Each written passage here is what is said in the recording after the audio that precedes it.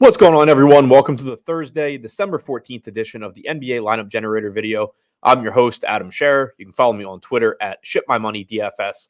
We have a 7-game NBA slate tonight. Kind of interesting slate where we don't have a ton of good cheap value yet, but we do have some relatively inexpensive plays to get to, mostly from the Utah Jazz at the moment. We are waiting on some other news that could open up. We have guys to pay up for, so should be a pretty interesting slate, and it should be fun to walk through DraftKings and FanDuel, taking a look at the lineup generator and what it has us doing as of around 2 p.m. Obviously, you're not going to want to duplicate this stuff because we are going to get more news between now and lock. Highly recommend signing up and using this tool for yourself with the link in the description below. I'll have more on that for you later. But first, make sure that you do like this video, whether you're watching it on YouTube or on Twitter. If you are watching on YouTube, subscribe to the channel, hit the notification bell so you get an alert when our shows go live. Now, starting on the DraftKings side, as always, the first option we have is the type of lineup that we want to see. We can see all different lineup types: chalky, balanced, contrarian. What you choose if you are using this tool on your own depends on the type of contests that you are playing. You can always go with all lineups and give yourself a little bit more flexibility to decide exactly what you want. Chalky lineups are more intended for your smaller field stuff, contrarian for your largest field, balanced for anything in between.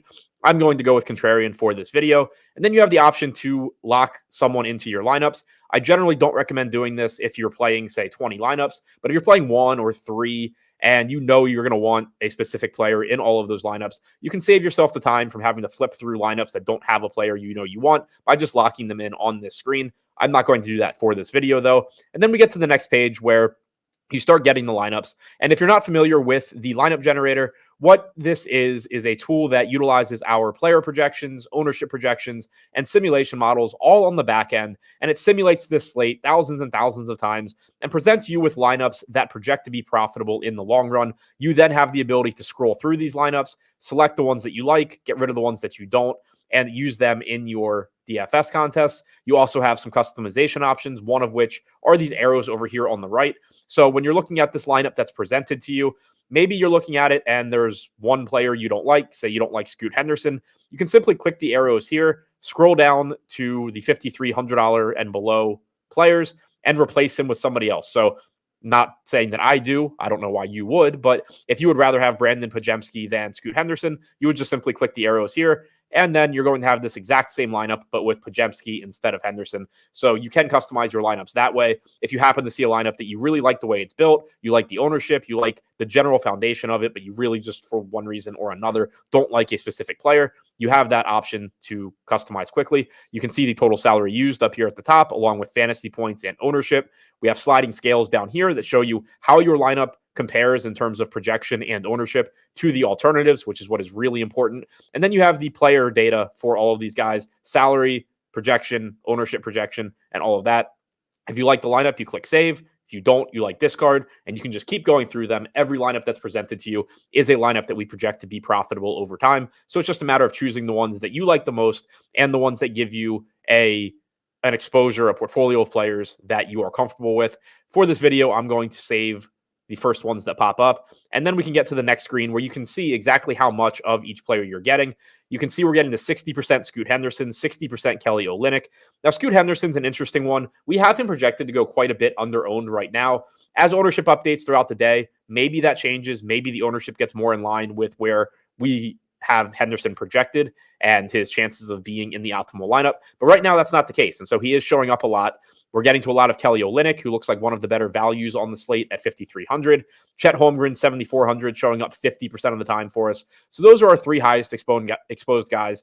And then we're mixing in Talen Horton-Tucker on a shorthanded Utah team, Lou Dort at a favorable $4,300 price tag, Domantas Sabonis, pretty nice $9,300 salary, cheaper than usual. Then we get back to Utah. This is the team that most people will be building around tonight. They are inexpensive and shorthanded. Agbaji showing up 30% of the time, along with Chris Dunn. Malik Monk going back to the Kings. Then we get to Dallas, where we have Grant Williams and Luka.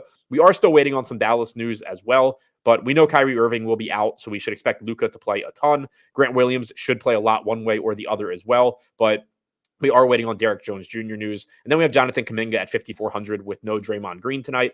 I don't really have any issue with these exposures in general.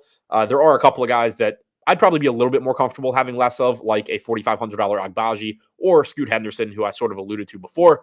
Another way that you can customize quickly your exposures is, I already showed you, using the arrows over here to replace players. But if you just wanted to say, all right, I really liked all these lineups, but I didn't realize I had 60% Scoot Henderson. I really only want 50%. So I need to get rid of 2 lineups out of the 20. You can click Scoot Henderson's name. It'll be highlighted in yellow, and it'll highlight all of your Scoot Henderson lineups here. Then you can scroll through and figure out the ones you like the least. Maybe you want to get rid of the most popular ones. Maybe you want to get rid of the lowest projected. So like here, you see it has 190% ownership. You can just go in here, discard that one. Now you're down to 19 lineups. You still have all of your Scoot Henderson lineups up here at the top. This one, 193% ownership. We'll discard that. And then you just go to get more lineups and select ones that you like that do not have Scoot Henderson. And you are now back to your 20, but you have 50% Scoot instead of 60. You will want to pay attention to any unintended consequences of that. For example, we now have 25% Trendon Watford. That feels not great. So now maybe you would want to do the same thing with Watford. Rinse and repeat until you have 20 lineups that you are comfortable with and you're comfortable with the risks that you're allocating to different players. It's very, very easy to do that. And again, remember, every lineup you're being shown is a lineup that projects to be profitable in the long run. So it really is just a matter of getting the exposures in a way that you are comfortable with the amount of risk you're taking to a given player. Now we're going to do the same thing and look at FanDuel. But first, if you are looking to utilize this tool for yourself, sign up using the link in the description below if you're watching on YouTube. If you're watching on Twitter, I will tweet the link below the video you are watching. It's $14.95 per week to use the lineup generator. And we created this tool with single entry, 3 max, 20 max players in mind. One of the most difficult things about growing as a DFS player, getting better, making money, moving up in stakes is when you start out, it's very difficult to get access to quality tools and quality data that isn't going to cost you so much money that you're putting yourself in a hole that's very difficult to dig out of.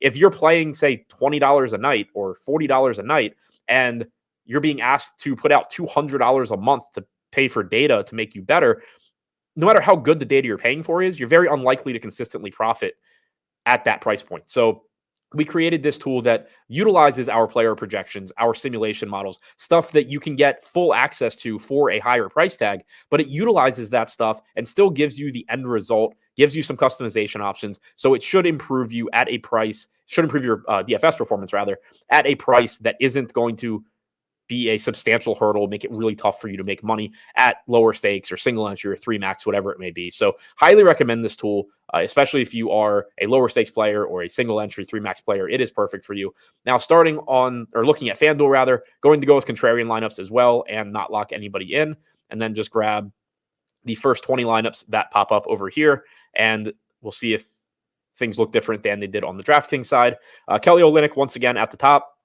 He has power forward eligibility on FanDuel, which makes him even easier to get to than he was on DraftKings at 5,300. Malik Monk, a little bit less expensive on FanDuel than DraftKings, looks good. We're getting to 60% Scoot again at 5,100. Keegan Murray showing up a lot at 40%. Then we're getting 35% of Agbaji at 4,500. Trey Lyles at 4K as the backup center, essentially, for the Kings. Steph Curry, only 8,900, showing up 30% of the time. Always nice to see his name pop up. He is typically difficult to get to, but the point guard position isn't quite as strong today, especially at the top end, as it usually is, and Curry is pretty inexpensive on FanDuel. We're getting to Chris Dunn at 30%, along with Chet Holmgren and Mikal Bridges, who's $700 less on FanDuel than DraftKings. Then Jokic shows up at 25%, along with Jonathan Kuminga.